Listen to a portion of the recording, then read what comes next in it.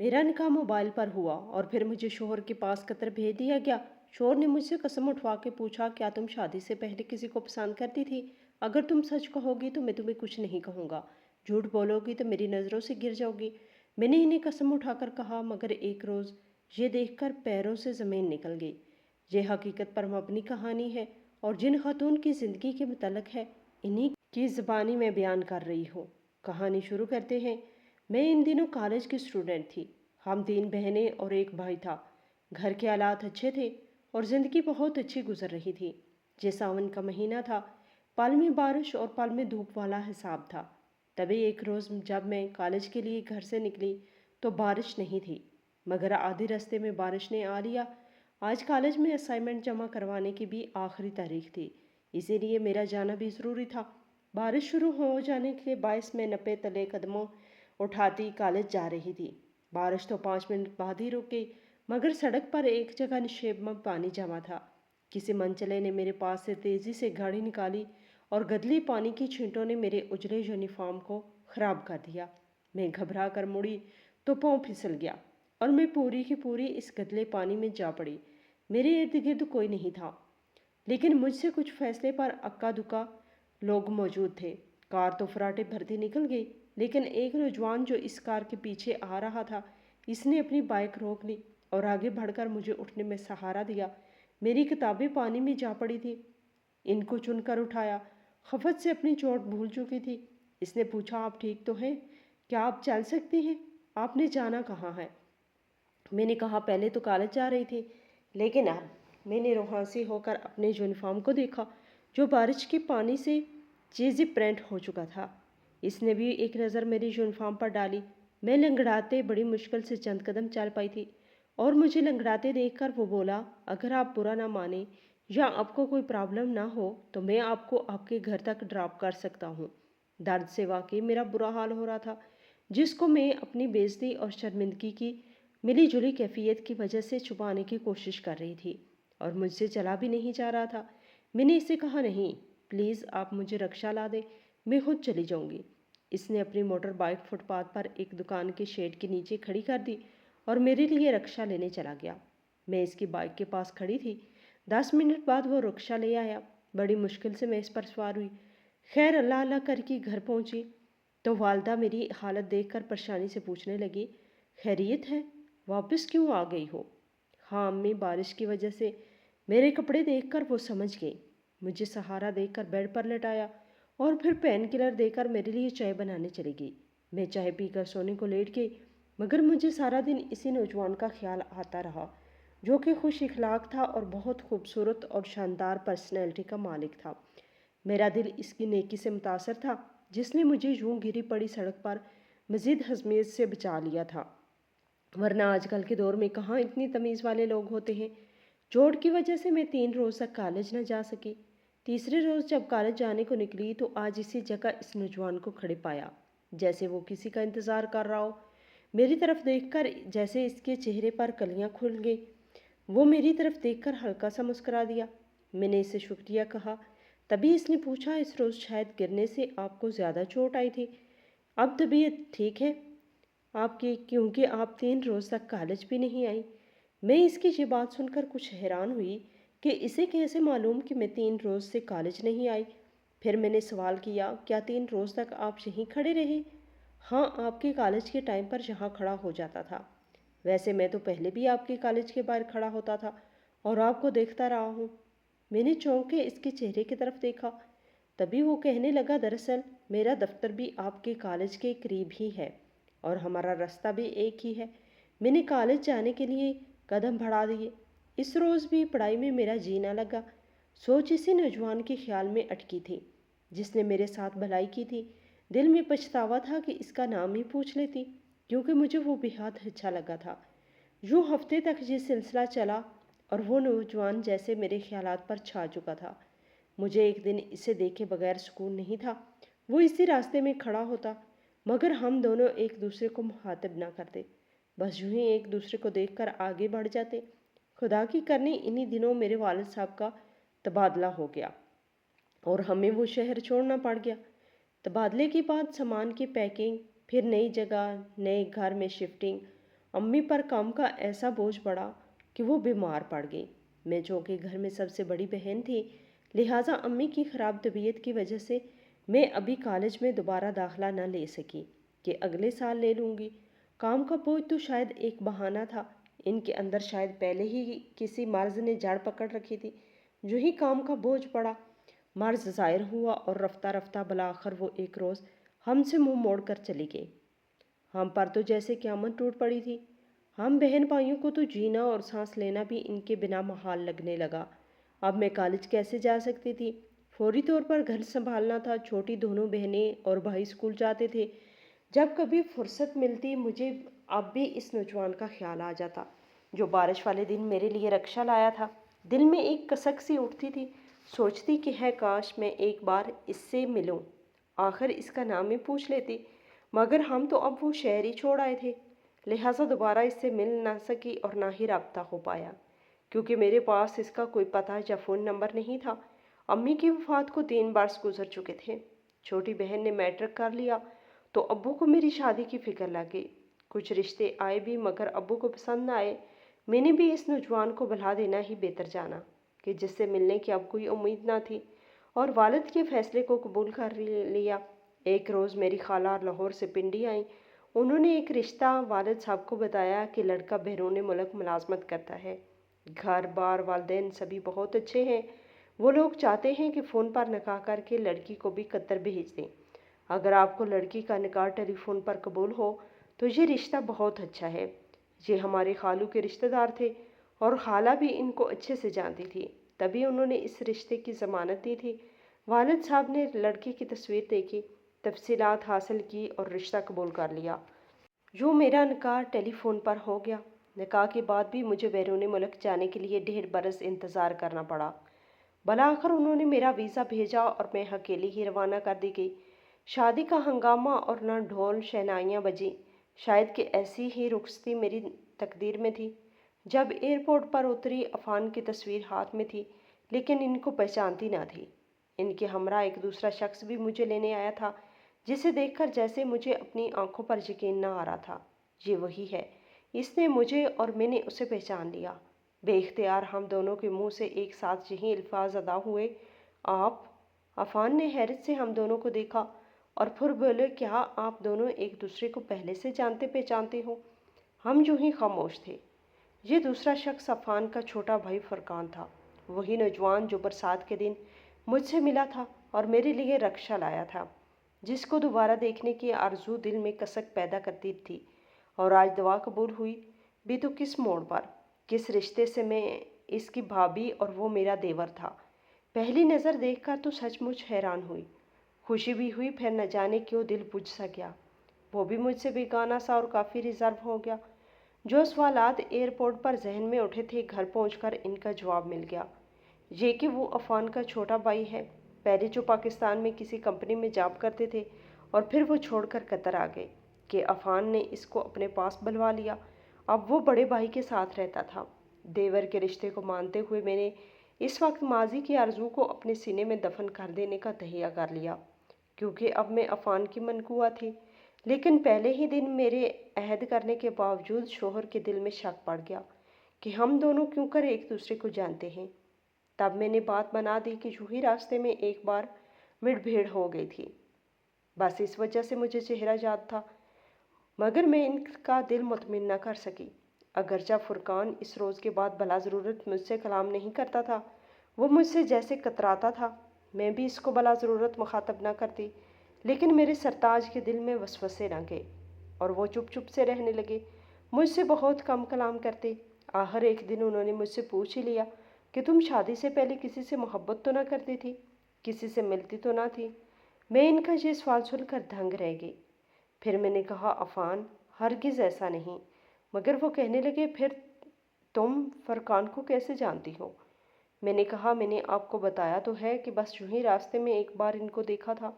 मगर अफान को जैसे तसल्ली ना हुई।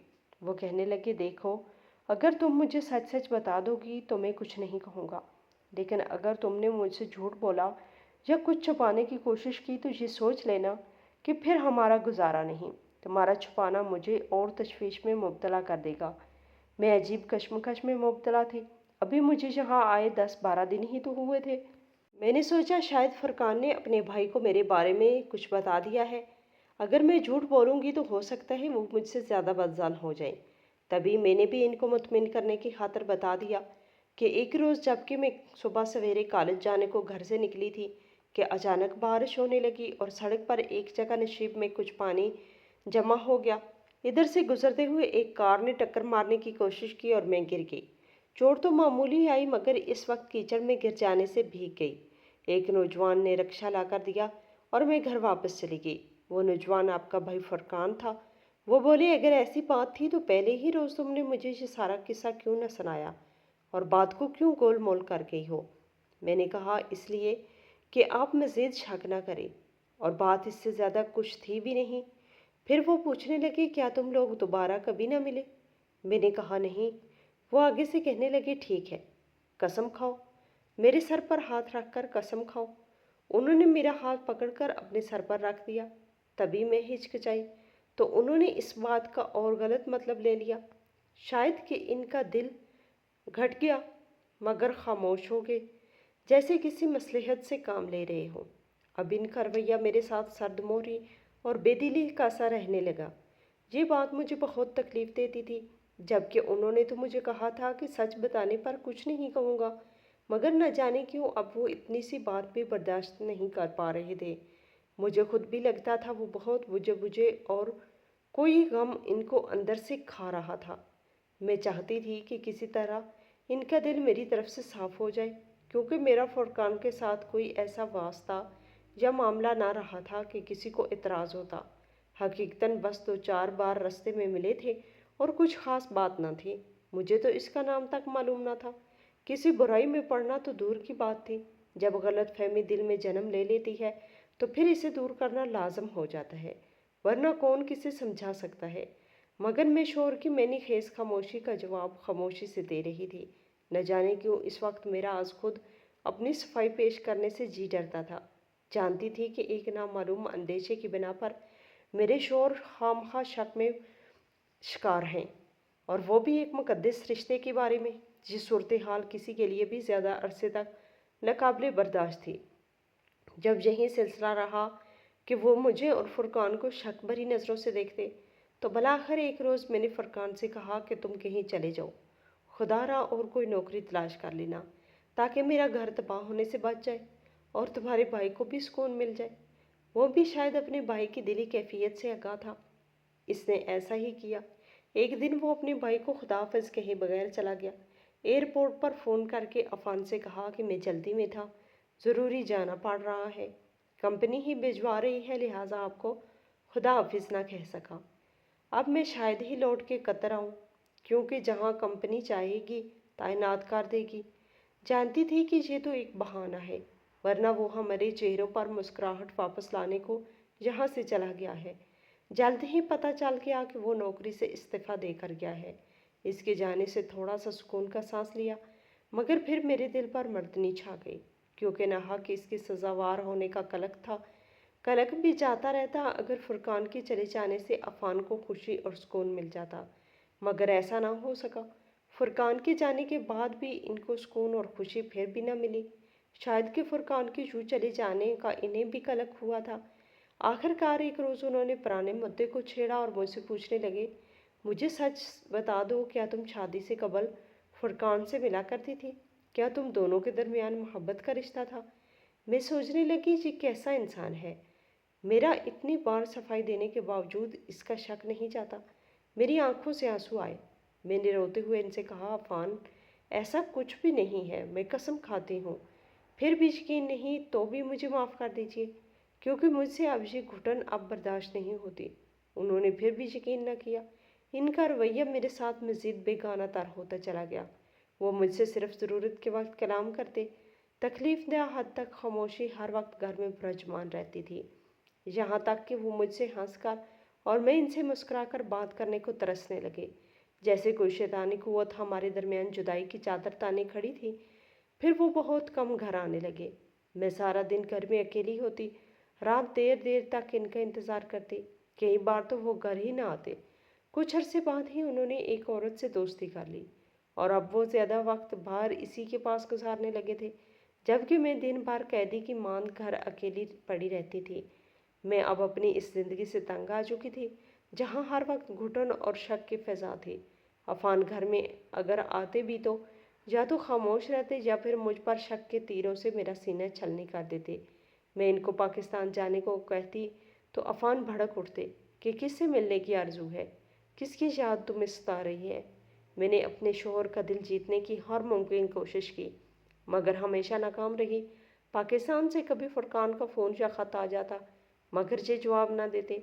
वो खुदा के वास्ते देता कि भाईजान, मेरा कसूर तो बता दीजिए, जो मुझे जवाब तक नहीं देते। इसकी अगर कॉल आती तो ना उठाते, जैसे इनका इससे कोई रिश्ता ही ख़त्म हो चुका था। इस पत्थर दिल इंसान पर कुछ असर ना होता। हालांकि जब मेरी सास से बात होती तो बातों बातों में उन्होंने एक बार मुझे बताया कि अफान अपने छोटे भाई से बहुत मोहब्बत करता था।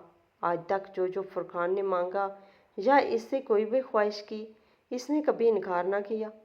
मैं सोचती क्या वो मेरी वजह से अपने भाई से मुंह मोड़ चुका था। वाकई अफान एक पत्थर दिल इंसान थे, मेरी या फुरकान की कोई भूल ना थी। फिर भी हमारी ऐसी सज़ा कि जिसको सहना हमारे बस की बात ना थी। उन्होंने ये सितम भी ढहाया कि अब इस औरत के पास इसी के फ्लैट में दिन गुजारते, इससे फ़ोन पर बातें करते और मिलने का वक्त मुकर्रर करते। मैं कोई ख़ता ना करके भी ऐसी पापन बन गई थी कि इनके सब गुनाह व स्वाब अपनी आंखों से देख रही थी और उफ ना कर सकती थी। मुझे वतन छोड़े 4 साल बीत चुके थे। इस अरसे में मेरी गोद हरी हुई और ना वालद और बहन भाइयों से मिलने वतन जा सकी। अब मुझे अब्बू और बहन भाई बहुत याद आते थे। जी चाहता कि वो आ जाए या मैं ही उड़कर इनके पास पहुंचूं। दिन रात दुआ करती, है अल्लाह कोई मौजज़ा हो जाए और मैं पाकिस्तान चली जाऊं। दवा तो कबूल हो गई, मगर जो वतन जाने का सबब बना वो अच्छा ना था। रज़ाए इलाही से हमारी सास का इंतकाल हो गया। अब तो वतन जाना ही था।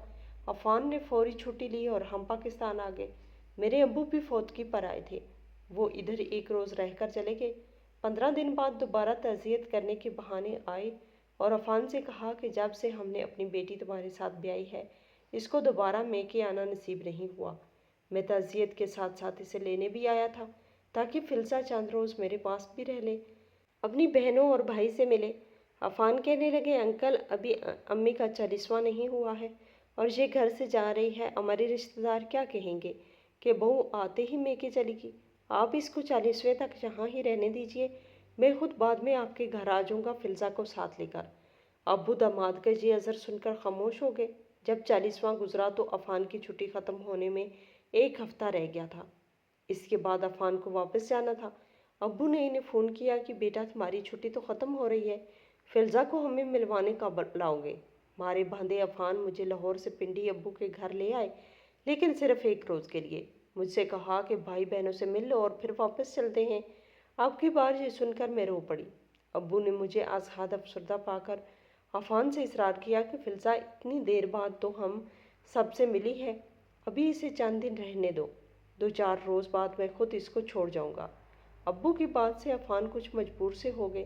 अब्बू के तेवर कड़े देखकर दम न मार सके, लेकिन जाते हुए मुझसे तन्हाई में बोले, देखो ये मामला उलझ जाएगा। अगर अभी तुम मेरे साथ ना चली तो जान लो कि मैं फिर तुम्हें कभी लेने नहीं आऊँगा। मैं इस ख्याल से कि ये ना भी आए तो अब्बू मुझे ससुराल पहुँचा देंगे। मैंने इनसे कहा, अफान मैं कई सालों बाद बाप और भाई बहनों से मिली हूँ। अब जो भी हो, अभी तो मैं मैके में 2-4 दिन रहूँगी। अब्बू से इतने अरसे की जुदाई के बाद मिली हूँ। वो बेचारे भी चाहते हैं कि मैं कुछ दिन इनके पास रहूं। मैं अभी तो इनसे जी भर कर बातें तक न कर सकी। अफान आगे से कहने लगे, सोच लो, अगर मामला संजीदा हो गया तो फिर मत पछताना। इनकी बात सुनकर मैंने हैरत से कहा, आपकी बात का मतलब नहीं समझी मैं। वो कहने लगे, मैं जानता हूँ तुम यहाँ मेरे बगैर रहना चाहती हो, तभी तो पाकिस्तान आने के लिए तुम बेकरार थी। न जाने अब किससे मिलने की आरजूमंद हो। उन्होंने फुरकान का नाम तो ना लिया, मगर मेरी समझ में फिर भी ना आया कि जब फुरकान अपनी वालदा की वफ़ात पर भी अपने घर लाहौर नहीं आया, तो फिर ये किसकी बाबत शक व शुबे का इजहार कर रहे हैं। अफान ने इन 5 वर्षों में मुझे इस कदर अजियत दी थी कि बेख्तियार मेरे मुंह से निकला, जो होना है हो जाए मुझे परवाह नहीं है। अब मुझसे मज़ीद ये ज़हनी अजियत बर्दाश्त नहीं होती। ये अल्फाज सुनते ही वो खामोशी से अपना बैग उठाकर बगैर किसी को खुदा हाफिज़ कहे घर से चले गए। अगले रोज़ उन्होंने कतर वापसी के लिए पर तोले और फिर बगैर मुझे या मेरे घर वालों को इतला किए वतन से रवाना हो गए, जैसे कि मुझको छोड़ने का बहाना ढूंढ रहे थे। मुझे तो मालूम ही ना था कि वो जा चुके हैं। 4 दिन बाद मैंने अब्बू से कहा, मुझे घर छोड़ आइए। वो बोले, अरे भाई, 1 हफ्ता पूरा तो रहो, अभी तो तुम्हें 4 दिन हुए हैं। मैं अफान से बात कर लेता हूँ। अब्बू ने इनका फ़ोन मिलाया। हमारे ससुर साहब ने फ़ोन उठाया और बताया कि अफान तो वापस चला गया है। ये सुनकर वालिद साहब परेशान हो गए। मुझसे सवाल किया कि आखिर इसने ऐसा क्यों किया।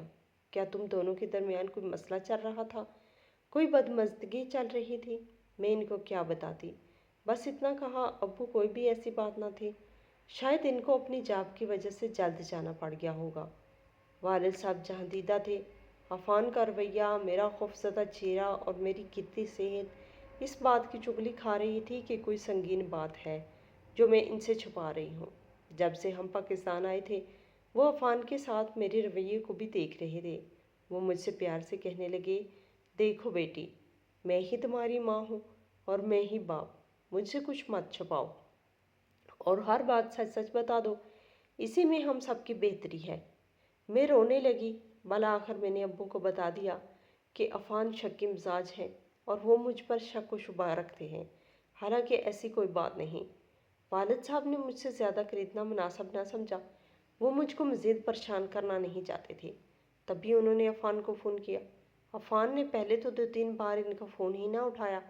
जब अब्बू की इससे बात हुई तो इसने अपने जहन के अंदरूनी खलफशार के बारे में रोशनी ना डाली, बस इतना कहा कि आपकी बेटी मेरे साथ खुश नहीं है। इतना अरसा हमारी शादी को हो चुका है, लेकिन जी कभी भी मेरे साथ खुश नहीं थी, इसीलिए मैं इसको तलाक दे रहा हूँ और चंद दिनों बाद तलाक के कागजात भिजवा दूंगा। ये सुनकर मेरे बूढ़े बाप की आंखों में आंसू आ गए।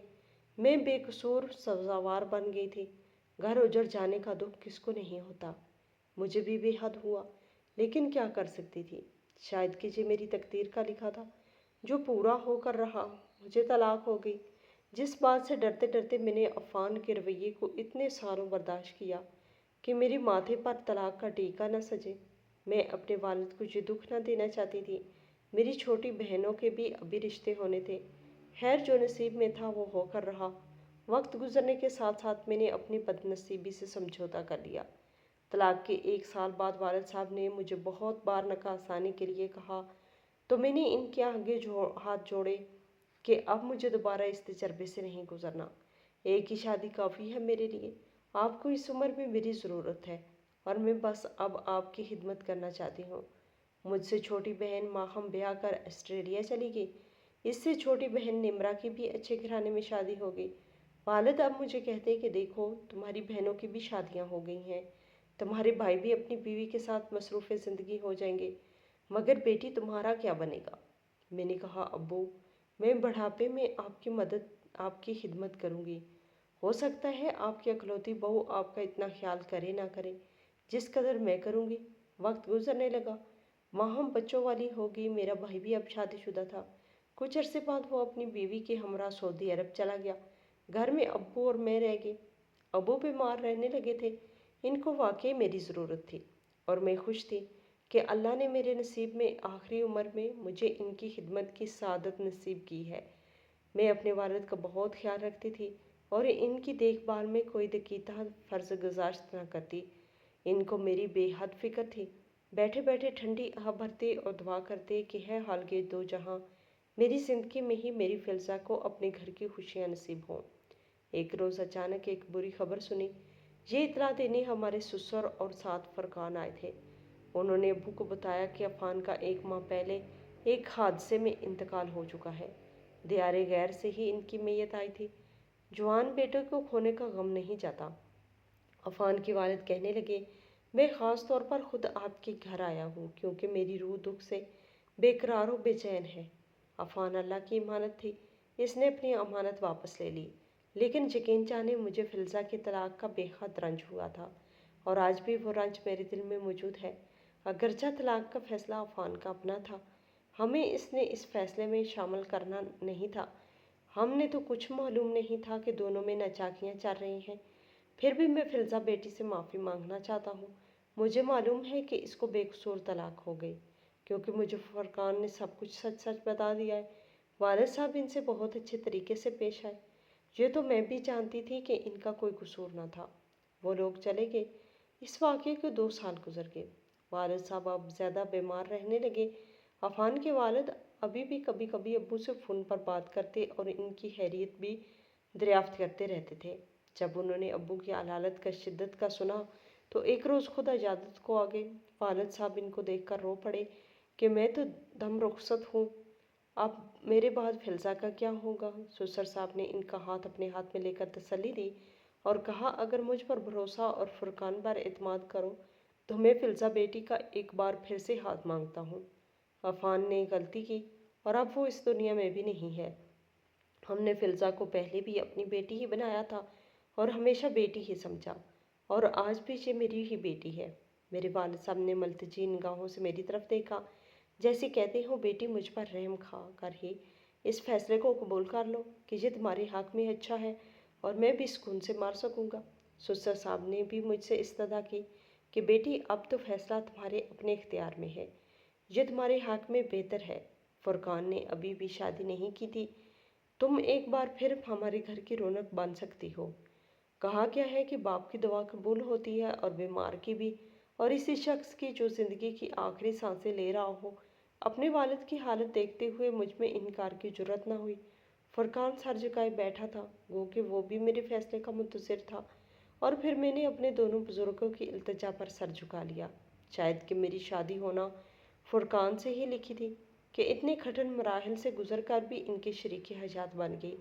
اسی گھر میں دوبارہ بہو کی حیثیت سے داخل ہو گئی، جہاں پہلے ایک بار دلہن بن کر گئی تھی۔ میرے فرقان سے نکاح کے چوتھے روز میرے ابو کا انتقال ہو گیا۔ ان کے چہرے پر ایسا سکون تھا جیسا ان لوگوں کے چہرے پر ہوتا ہے جن کی دعا زندگی کے آخری سانس لینے سے پہلے قبول ہو جاتی ہے۔ آج میں اور فرقان ایک ساتھ خوش و خرم زندگی گزار رہی ہوں اور مجھ سے ایسی محبت کرتے ہیں کہ جس کی مثال نہیں ملتی۔ شاید کہ اسی کو قسمت کہتے ہیں کہ کہاں میں اس کی بھابھی بنی، اس کے بعد طلاق ہو کر پھر اتنے سالوں بعد اس کی بیوی بن گئی۔